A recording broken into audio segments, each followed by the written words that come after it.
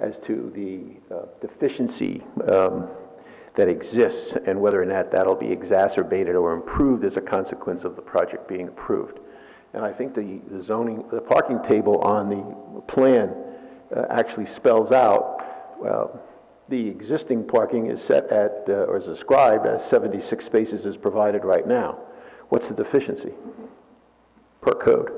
Per code, 181 parking spaces are required for the existing uses on the site as configured presently.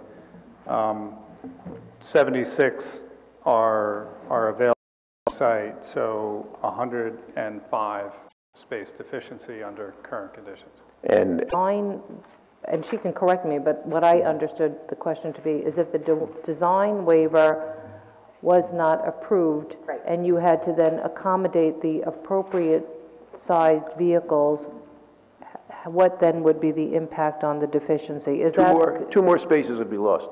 Okay. You can jump in. I thought that's what you were asking. And I thought he had actually answered me pretty Instead clearly. of a 10 deficiency, you'd go to a 12 deficiency, as opposed to 105 deficiency currently.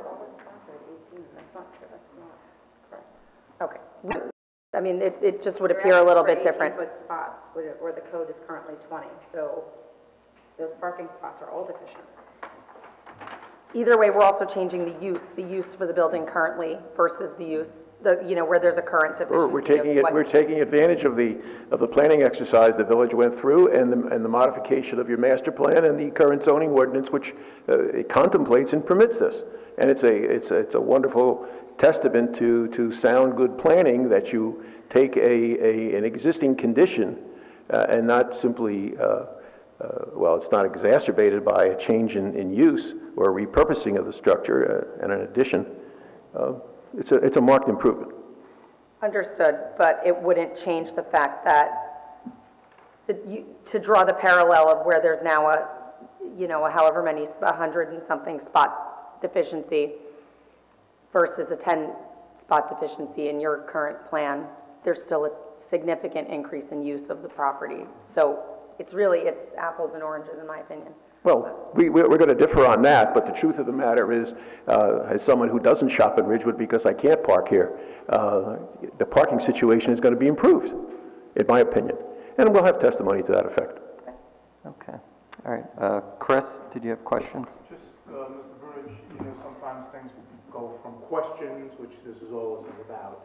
Sometimes a statement's thrown in or not. So what I usually like to swear in the engineer and just stipulate to him, he asks the questions, but if there's a statement back and forth that they agree upon, sometimes it's important. You okay with that? Sure. Mr. Rosehauser, raise your right hand. You swear to tell the truth, the whole truth, and nothing but the truth, so help you God? Yes, I do. Mr. Brunish, do you stipulate that the village engineer is a professional engineer and licensed civil engineer? And I accept him as qualified to testify as to the village ordinances as well. Thank you, sir. Go ahead. Okay, thank you. Quick question. How much soil movement is anticipated for this project? I'm Mr. Rudenhauser. I'm going to have to get back to you on that. The soil movement. Let me explain it. I don't know if I have an exact number because the village rather computes it different than others do.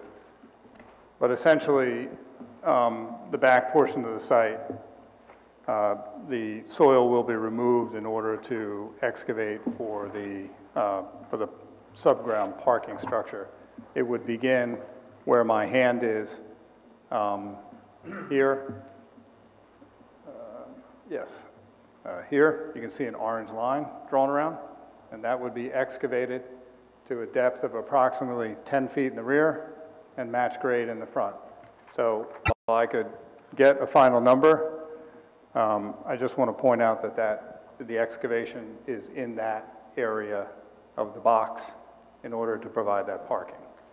The main reason for my raising that question is, and we're going to look at the value you create, is if it's over 2,000 yards, cut and fill combined, the village has a major soil permit that'll have to be approved as an action of this board and a subsequent action of the village council.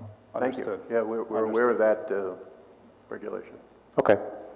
The other thing is, looking through the survey, I noticed a couple of monitoring wells and what appears to be a vent for the Hallmark building for possibly a UST. Are there any environmental issues that you know of that will be addressed and remediated as part of the project?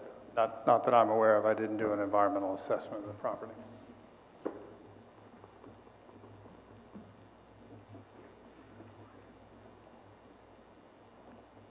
That's it for now. I have to finish my report, and you'll be getting it shortly. Thank you. Ms. McManus, can you raise your right hand and swear to tell the truth, the whole truth, and nothing but the truth, so help you God? I do. And, I'm not so sure I really want to, go. you stipulate to the professional planner's We've qualifications. been working for quite some time with Mrs. McManus in a number of different municipalities, and so we have no hesitation in agreeing to her testifying in this way. Thank you. So stipulated. Go ahead, then. Okay, I issued a report on May 12th. Much of what's contained in this memo is not necessarily relevant to the engineer, but there are a few sections that I think are worth bringing up at this time. So if the board doesn't mind, I'm going to skip around a bit just to get to those relevant items.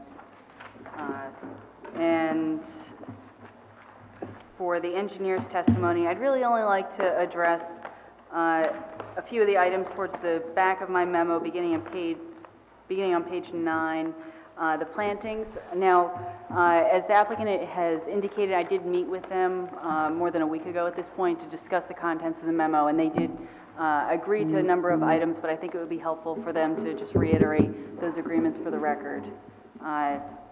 So I'm looking at section 5, plantings. There were, some of these were addressed tonight, but there are a few different recommendations for either amending the plants that are proposed or identifying additional locations for trees around the site, particularly around the frontage of the site. And I think that the applicant had previously indicated that they will comply with those recommendations, but I'd like to get some further information on the record. Yeah, you're correct. We did meet on the plantings, and the new street tree in the existing planting area located 110 feet from the corner of Ridgewood Avenue and North Maple. And as I said, I think there's a tree there. I know one came down. I believe that's what you're referring to, that the applicant would put a tree back if it wasn't there. I was just a little unprepared as to which tree actually came down. Relocate the trees proposed in the northeast corner planting area along North Maple Avenue closer to the sidewalk and provide street trees in lieu of the ornamental trees proposed. I think this goes toward, and correct me if I'm wrong, Ms. McManus, that this goes toward that area that's in question in the front corner where Yes. I think we have some recommendations to improve that area, and perhaps we can present an exhibit which would be satisfactory to the board and to the board planner to address that. As we move forward through the report, you can stop me at any time. Franklin Avenue, we had some landscaping. I believe we all agreed that would be beefed up a bit to buffer out the parking area because it's parking in a front yard. So that came out of that parking, front yard between the building and the right-of-way discussion, and we agreed to that. Some species in item 5.1D are recommended, and we have agreed to that, which goes on to 5.2, and some more information was required for the perennial plantings, so we can get a plant mix that would be typical for perennials, or 5.3. And it appears that the northeast planting area adjacent to North Maple Avenue contains a large area of mulch as the ground cover material. Given the overall area of prominence in the space, we recommend the applicant consider use of ground cover in lieu of mulch. And then the interesting pedestrian plaza courtyard with seating, called it, all blends into that. So we would incorporate all those recommendations into something that the borough can be proud of. Thank you. Village, sorry, I testify on a lot of boroughs, I think, so. In terms of lighting in the next section, I'm on page 10 at this point. You'd previously indicated that your light fixtures will be shielded to neighboring property lines, so Yes. Thank you, that'll be satisfied. And I'd encourage you to include on any subsequent lighting plans a detail of the fixture that shows the shielding. Yes. Okay. On parking and circulation, again, a number of these items have already been addressed. Site triangles, I'd request that you show, I'm sorry, 7.1, 7.2 are for information only. Item 7.3, site triangles, encourage you to include those on subsequent plan revisions. We will. The county is very interested in the site triangles, and we would add those in to a resubmission. But we're very confident that we have nothing in the way, and that site distance is very important for the motoring public as well as us, so. Item 7.4, vehicle clearance, we've talked about that in testimony. While your parking structure can accommodate an emergency vehicle, there's no intention of the local emergency organizations to do so, to bring a That's vehicle in correct. that area. Let's see, section 8, page 11. Can you provide some testimony in regards to the refuse disposal? I'd like the board to understand how it is it's going to be accessible to trucks and how it'll be accessed. Yes, we have proposed in the southwest corner of the first floor parking lot, which is the one accessed off of Franklin Avenue. We have a trash enclosure and a little storage area with a chute, and the chute permits trash to go down vertically one floor, where there is another such enclosure in the sub-level parking lot or the ground floor parking lot. And then it can be accessed through the back parking space, which is commercial, so in off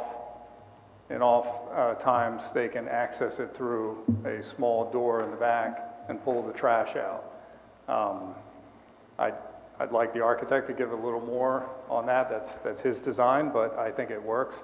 So it allows an opportunity for trash to be taken at this level down to the lower level, or the lower level to go straight out to the same trash enclosure, which can be accessed not only from the top level, but also from the lower level.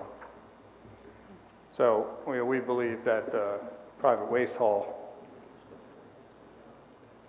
Yeah, and we can stipulate the hours of pickup with a private waste hauler, and they would use a small vehicle. We don't see this being a large vehicle, but more of a smaller private vehicle. Well, the truck is coming in from the Franklin Avenue side, or is it coming in from the East Ridgewood Avenue side? The plan is to come in from the Ridgewood Avenue side during the off hours, So where there's this doors. parking lot would be open, and Okay, use so that. there's doors. Use that trap door. It's an interesting solution.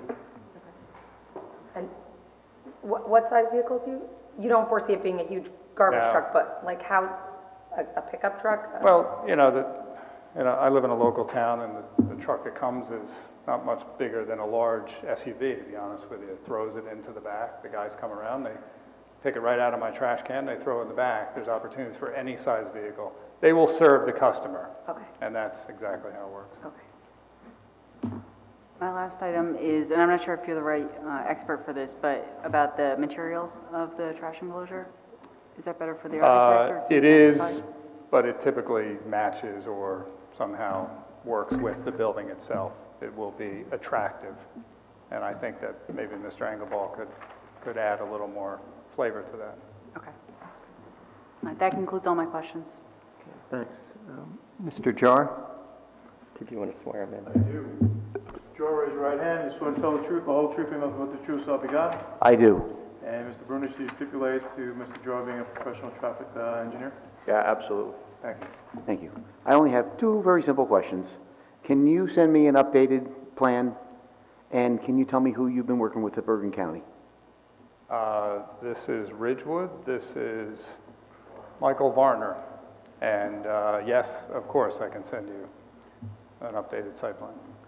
And I'm going to defer the remainder of my questions for Mr. Keller. I've spoken with Eric Keller, and I had hoped that he would have been able to speak with you even before tonight. But I expect plans should be in our hands tomorrow. Report, rather, should be in our hands tomorrow on your desk via email, but 22 copies of the updated traffic report. I prefer just email for efficiency. Yeah, you'll get that probably tomorrow, Mr. Chair. We apologize for not being here before, but we knew that we weren't going to get to Mr. Keller tonight and didn't think that would be something of overly concern. Fine. Thank you very much. You're welcome. Okay, that concludes the board professionals. Now will be crossed by the public. Is there anyone in the public that would like to ask questions of the engineer?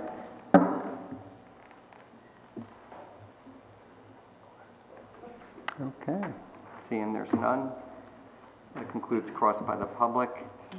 We've reached a point, it's actually 10:25. We had you slotted to 10:30. We did start early on it. It'd probably be appropriate to stop on the application now and schedule the next date on it. And I believe, Michael, is the next date that we have for them August 15th? Yeah. So our calendar cleared a little bit so that you're getting a quicker date than we would normally have for it. So, it's, Hopefully, we'll be able to be here. okay. So we'll carry this application without further notice to August 15, 2017, and it's without prejudice to the board.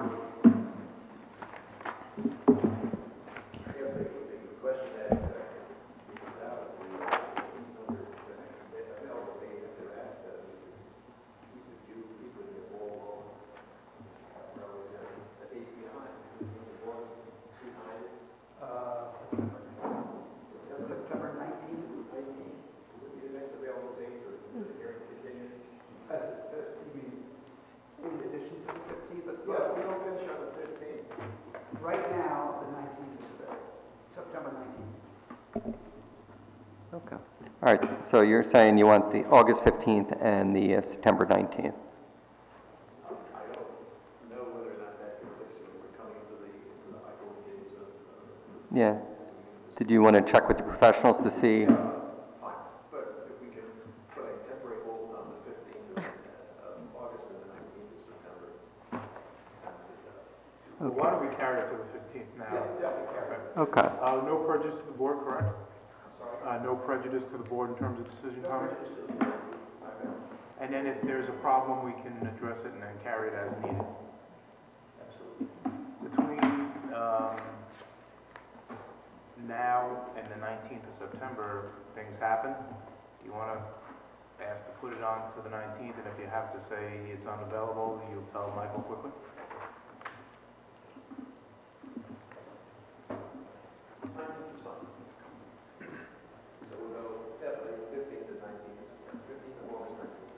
Any changes, you'll notify the secretary. Thank you. Absolutely. Okay. All right, thanks. All right, so this matter is carried to August 15th, 2017, and September 19, 2017. If there's any changes, just let us know. Okay? Okay, thank you for your time.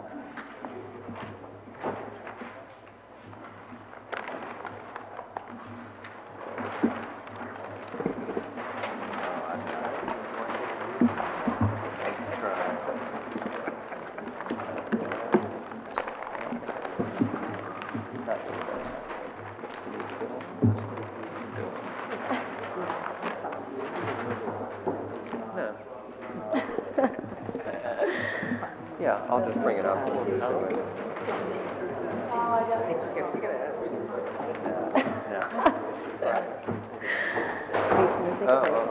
Are we allowed? Yeah, yeah. 5 minutes It's or part of this job.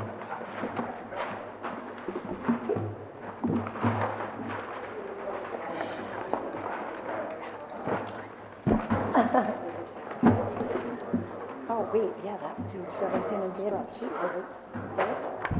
17 and stretch. You know, all limber from the Limber? What's that? Yeah, that, I'm just letting them finish. Please, keep it at these. This is so cool that it matches. Okay, we'll continue in a few minutes, so we'll wait for the room to clear. Oh, separately,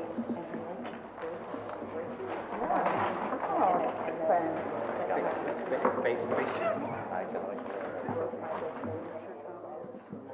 Yeah.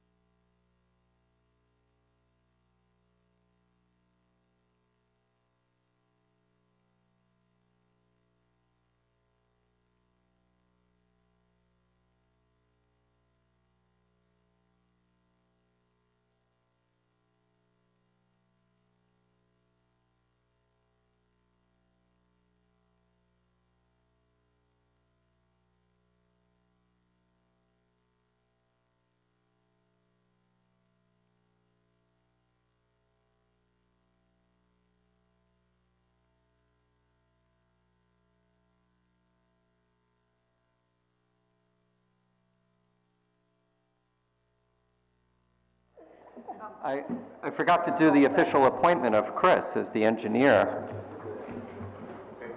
It's more a ceremonial. You were out of here. Here's your chance. So for the appointment for engineer for the village, So moved. do I hear a motion for So moved. Chris? Okay, I Melanie? second it too. Second. Second. Melanie did, and Joel, and there was a cry by many other members trying to be second. But Joel beat them out. Call the roll. This is to appoint Chris Ruddehauser as the engineer for the planning board. Mayor Knudsen? Yeah, we forgot that one. Just got to think it over. Yes. Councilman Boyd? Yes. Mr. Torrielli? Yes. Ms. McWilliams? Yes. Mr. Scheibner? Yes. Mr. Joel? Yes. Ms. Altano? Yes. Ms. Patiri? Yes. Mr. Van Gore? Yes. Okay. Congratulations, Chris. You can stay. You're sweating that one out.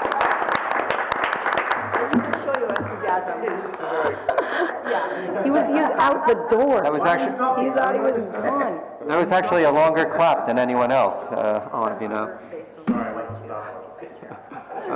Okay. Okay, our next item is master plan discussion, He was on the Harley. and did anyone want to start on this, or? So as some of you know, our master plan, our last actual master plan revisit was more than 3 decades ago. It's dated 1983. And from the time I was on village council from the very beginning, the one thing I always had asked for in a budget was money to do a new master plan. And this year, thank goodness for our CFO, he figured out that there was a way to do this. And we have I don't want to say we want to use the whole thing, but we have money now set aside $250,000 to actually do a proper master plan and clean up in a lot of the areas that we need to clean up in. So what I did was, I had asked Michael to, actually I just should say, I think this is like the most exciting thing that we are ever going to do. It's like a really huge thing for us. So what I did was I asked Michael to just send those links, which gave you some information about the different elements of a master plan and how we can proceed. And there were certain elements in the municipal land use law that are required in the master plan, and then some other elements that we could add if we're interested in doing so. What I'd like to do is turn this over to Beth so she can speak more specifically to what is required and then the opportunities that we have to add. Okay, so first, congratulations. This is just fantastic for Ridgewood. Okay, so there are 3 components of a master plan that are required for every municipality. The first one are the goals and objectives, and that addresses all topics, all planning topics that you might conceive. The second element is the land use element. This is the element that most closely corresponds to your zoning map and your zoning regulations. And then the third is the housing plan element.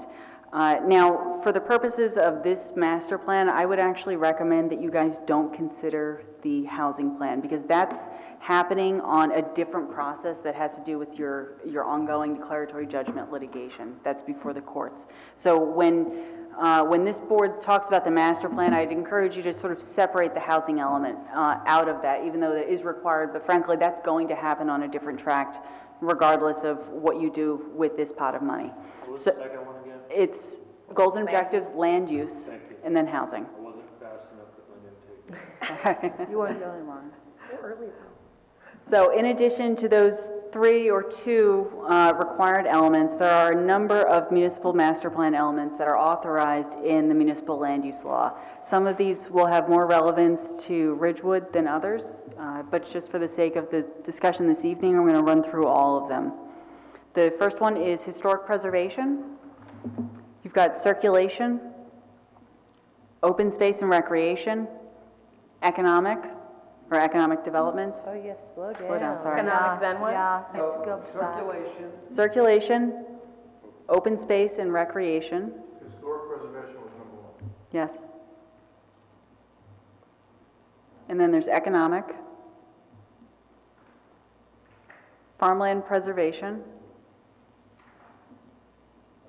educational facilities, sustainability, utilities, community facilities, recycling, and development transfer. What was it, development? Transfer. So, like I said, some of these are more relevant to Ridgewood than others. For example, I would imagine that the farmland preservation element has little relevance to this village. In addition, I'm sure there's one out there, but I can't think of a community that's ever done an educational facilities plan element. And this is typically because that type of long-range planning is often spearheaded by the school board rather than the planning board. The utility plan element is one that I often see. However, it's typically done by municipalities that have existing concerns about their utilities. So, for example, their concerns might encompass a desire to expand or reduce a sewer service area, a desire to do the same for a water service area. Also, municipalities that have water capacity or sewer capacity issues, they might do a utility plan element. Those towns that have none of these concerns or frankly are on septic systems, not that that's Ridgewood, but communities like that typically choose not to do a utility plan element and focus their efforts elsewhere. That did come up in a couple of applications, as you know, in Ridgewood, and we were present for them. And recently in a town in Bergen County, one of my boards faced a 127-year-old water main. So that might be something. Yeah, I agree. That's possible. The other element that I think is questionable and that I would recommend that the village undertake if it was part of a larger decision is the development transfer element. And this is for municipalities that are intended to to do transfer of development rights, where its development rights program is instituted for either a portion or the entire municipality, where development potential of particular lands are then transferred to other properties. I think the most famous example is in Chesterfield, all the way down in Burlington County, where they took the development potential of farmland and transferred it to a new village center. There was some talk in Jersey City of trying to take development potential from existing historic properties and transfer it to other portions of the city. Transfer of development rights is not a bad idea for any community in New Jersey, but in order to institute the program, you need much more than simply a master plan element. If that's an idea that the village is interested in, I'd recommend that you explore the idea in your master plan, and if you decide to move forward with it, it would have to be part of another planning exercise, because quite frankly, a transfer of development rights program can, depending on how you choose to implement it, can take that entire $250,000 of planning funds. There are smaller options, but that's my point. This is a program that can change the face of a community, and as such requires a very significant planning effort. Okay.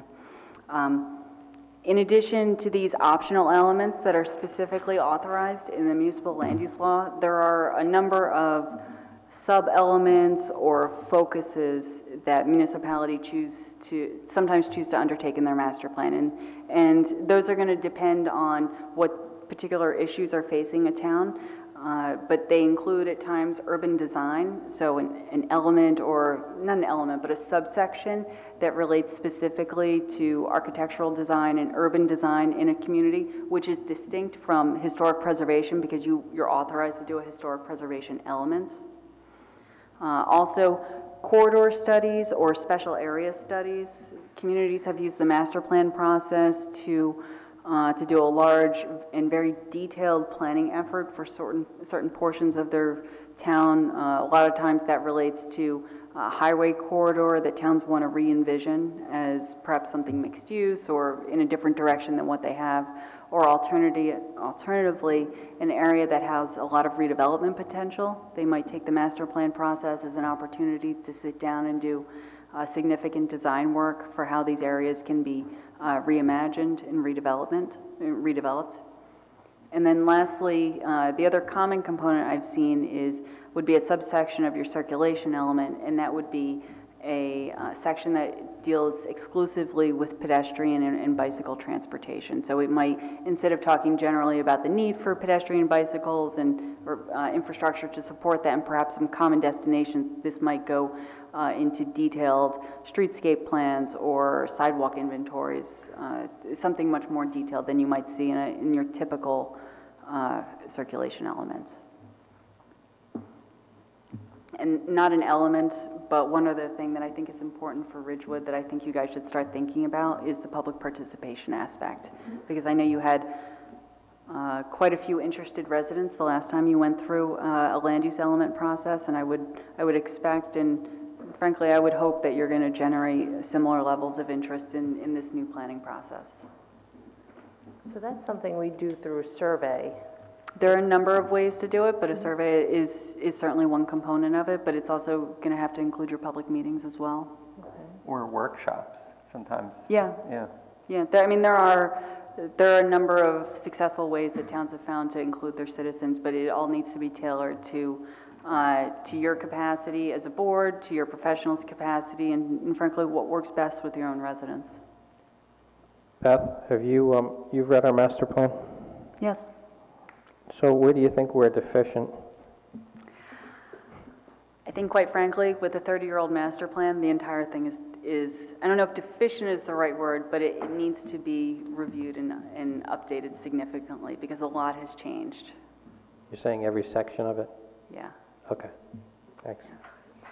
So just when we did our re-examination, I mean, I think we had over 200 action items that needed to be corrected, and some were fairly significant, others were less so, but it became apparent that this was just incredibly outdated and no longer apply. A reexamination report is a really useful tool, but I liken it to more of a checklist for a planning board and for a council for what amendments are necessary, but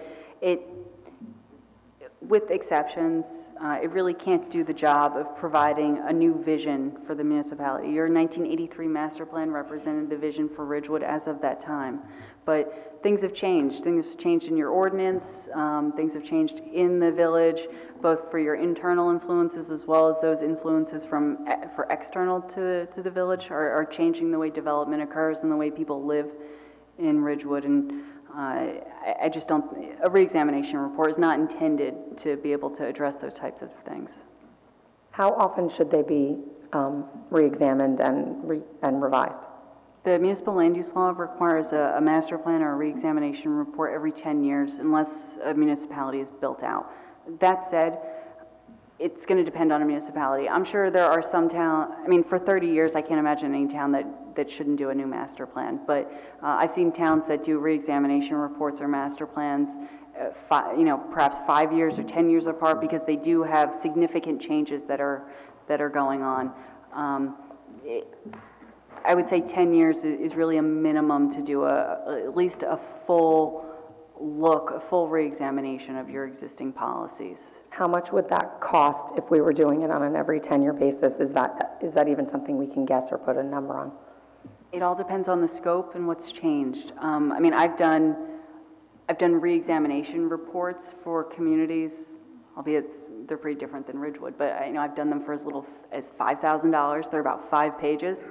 They don't address a whole lot. I've also done reexamination reports, which are not a master plan, but just simply that checklist for nearly $100,000. So it depends on what the needs of the community are and what the scope is that's put together. Yeah, the problem sometimes, Melanie, is that 10 years is the law, but sometimes, and you've seen it with ordinances, it's Band-Aids. They'll do a little this, Yep. well, that's only a 100-year-old code book, and it's non-useful. Mm-hmm. Yeah. So, yeah, 1983, in this type of community, it's a big deal. Transit alone, circulation alone would be So I'm Go sorry. ahead. No, my whole point really had been, would we be saving ourselves ultimately the $250,000 now had we done it over, there's no going back. I more mean going forward, we can learn from this, take it and do it differently going forward. Hopefully not cost ourselves a Well, quarter. in 1983, could they spell sustainability? No way. Obvious things that have really changed. Yeah. So what we're tasked with is to first decide, because this planning board has to refer this back to the council with recommendations for, and just correct me, because this is the first time I'm doing this, so I hope I have it down to an understanding at least, but jump in, feel free. So my understanding is we are tasked with defining what the parameters are, what the elements are that we would like to have in this master plan, with a letter and referral back to the council, and then the council can decide whether or not it would like to add additional pieces to this. And then I think Chris would then do an RFP seeking the company, respondents for that. And it's interesting because I know Beth is probably going to just give us a few of those that she worked on. I know Bridget is going to do the same, but some of master plans are just really beautiful. They're beautiful documents that to be proud of. So, just out of curiosity, how long does it take start to finish? I don't see how a process like this could be done in less than a year. Yeah, that's what I figured. Yeah. Because I mean it when I say I think you guys really need to consider public participation. And it's real easy to lock a bunch of planners in a room for a month and write a master plan, but doing that public participation takes a lot longer. And to do it well takes longer. Yeah, it's very exciting. So, do we vote on action now, or is it discussion, or? I think we should at least have a conversation, but could you Yeah. just go over the housing plan element, why? I mean, I get Yeah. the declaratory judgment piece of it, but you know, our housing, is that the only piece of our housing element that we're being concerned with? Well, I mean, look, in New Jersey, a housing plan element is really not much, I hate to say it as somebody that writes a lot of them, it's not really a planning document. Like I think everybody up here is thinking about planning. I mean, yes, it includes a number of statistics about what the demographics, what are the housing characteristics, what are the employment characteristics in a community, but at the end of the day, that demographic section is sort of put on a shelf, and the important part of the housing element is what's your obligation and how are you going to satisfy it. That type of a housing plan element, I would recommend that you guys do on a different track. Now, it's likely to coincide with this master plan. If you authorize this soon, they're likely to be moving forward at the same time, but the housing element is really focused on those specific questions. You know, what is your obligation and how are you going to get there? There's certainly room within municipal planning to do a more thoughtful housing element where you consider those housing characteristics, your demographics, and your employment characteristics, but then put it in the context of your greater planning, which is something that's, again, I hate to say it, but it's not often done. So it's possible, it certainly is something that I think the board should consider, is the idea of doing a real housing element that really considers your housing characteristics, what types of housing is being provided, what type of housing incomes, and not just low and moderate income, but what are the income ranges, what are the household sizes that you're accommodating in Ridgewood, and is that what you want for the future? If yes, how do you maintain that? And then if no, what zoning regulations should that translate into to make that shift? But I think that needs to be part of what this board should do, is determine whether or not you want to put together the scope for your master plan, whether through that master plan subcommittee or through a larger group of your planning board, whether or not you want to determine what elements you want included in this master plan, or if you simply want to write an RFP and look for suggestions from your consultants. So my guess is that we should all probably read our existing master plan in total before we go ahead and start thinking about this, to understand maybe where it might be deficient or not, or I don't know. I was thinking maybe the committee can kind of drill down on it a little. I guess it was Joel, Debbie, Melanie, and Susan to drill down on it, to get it, and then they report back and then get comments from us as a group, because they'll get it moving, because we only meet periodically. And when you have a committee like that, don't involve other board members because you get into quorum issues. It's just the four of you. It's a committee. It's separate. You're doing your thing. And I think It's one step away from a problem, so it's Yeah. it's a four-person committee as opposed to a one-person. Right. Yeah. So one more voice is a bad thing. Yeah, but I think the committee can kind of give a structure to it and do homework on it, and then report back to us. I mean, we can even schedule it for, you know, one of the upcoming meeting dates to, you know, just get it rolling. But I think having the discussion was important. The professionals do not blow the quorum, so to speak, in terms of making it improper. So if the committee had questions for, you know, Chris or Beth or Bridget or myself, or wanted to meet, that's perfectly okay. Okay, good. So we'll get a date on the calendar, we'll meet, we'll Sit and read. the four of us will kind of wrap our heads around it and come back and, So can I ask a general, we don't, and I guess, does the $250,000 cover the entire thing, or are we going to pick areas that we'd like to focus on? no, it should more than cover the master plan. It's just budget, it's just not paying it out. It could be less, I mean, Right. you know. Okay. My suggestion is don't think about that. It could be 25,000 or 250. I'm just trying to figure out if No, we I have to understand. prioritize based on. Why don't you get your ideas together B and was then important. back into it? Proclamation. Okay, that's what I was saying, because Because a again, 30-year-old plan justifies the number, but right, but I just why didn't don't you see what you want to do first? right. I just didn't know if that was gonna get us all the way there, or if we were gonna have to prioritize on a scale of 1 to 10, what would be most important Things to are have. happening. So just, Just real quick, I want to ask a question of Michael, because 2 years ago, you and I worked on getting those master plan and chapter 190, and we did all that work, and my head is still spinning that we did all that. But then remember we marked everything with numbers when we distributed so we could get those back when people would leave, but I don't know that we got everything got 'em. back. So I have Nancy Bigos's copy, I think. and- yeah, so I think that, well, I know we did get a number of those back. So I think the question first is, why don't we at least send out an email and see who does or doesn't have a copy of the old master plan, and everybody still should have a copy of chapter 190, but we'll worry about that after, because that's all online anyway. So if we figure out who does and doesn't have that copy that we made, yeah, and then, you know, I know like the that some paper people left, copy. but they probably would be happy to return it to us if they have access Yeah, oh, to no, it. But otherwise, we could just make a copy. Okay, all right, so this way at least we'll find out who has it. One other thing that's kind of important, treat the committee meetings just like you're sitting here in front of 100 people in the room. They're not secret meetings, things that technically they're supposed to be things that are public, that can come out of public. So whatever you do, I would do it like you're sitting in a room with 100 people and everybody's watching. No secret texts or emails or anything like that. I don't think that would happen, but the bottom line is, it's a formal committee.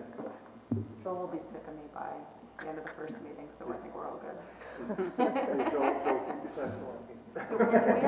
Susan, do we have a digital copy of that? I know, 1983. We did have it on PDF, I like the paper one. yeah, we did. Yeah, I mean, there are a lot of I can do it, but it's Would that make in sense? increments. You know, I Yeah, would it was just, hard, you were having a hard Check time that email emailing for it. the It wasn't county. going through as a document. Check that email from the county, if you, when I gave links to Michael, one of the links is actually from Bergen County. So when you go to the county website, you can actually just drop down to Ridgewood and access our entire master plan. You could actually look at it from any municipality. I always think Englewood's I really nice. accidentally printed it. But I would also say that if we have the hard copies that we printed out, that Michael and I did back in so many years ago, I think that that's probably helpful if you want to highlight and tab and this and that. But if you were interested in reading it, because as Beth said, it's kind of, I think, so old that. Beth, you have a copy? I think I have a digital copy of it. Could you, that would be great to start. Yeah, I'm happy to share that, and actually, so I will, I'll share that with the board, because I think I've got a copy. And also, Chris here has reminded me of one more item. NJDEP has recently decided to get into the master plan game, and they have an element that's required as well, and that is the stormwater management element. Yeah.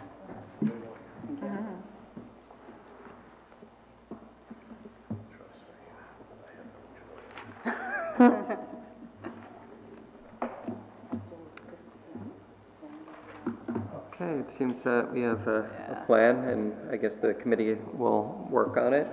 We'll put it on the agenda for the next meeting. Yep, we can, you know, a continuous process, so continuing updating and then input, and we'll see where we go from there.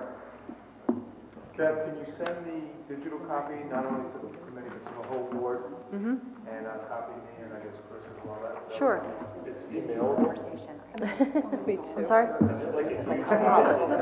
I don't remember. If it is, I'll send you a link to download it. Top of the letter, right? Okay. We have like a Dropbox.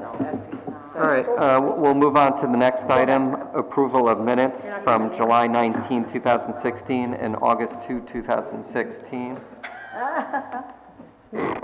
I guess we'll start with the July 19, 2016 minutes.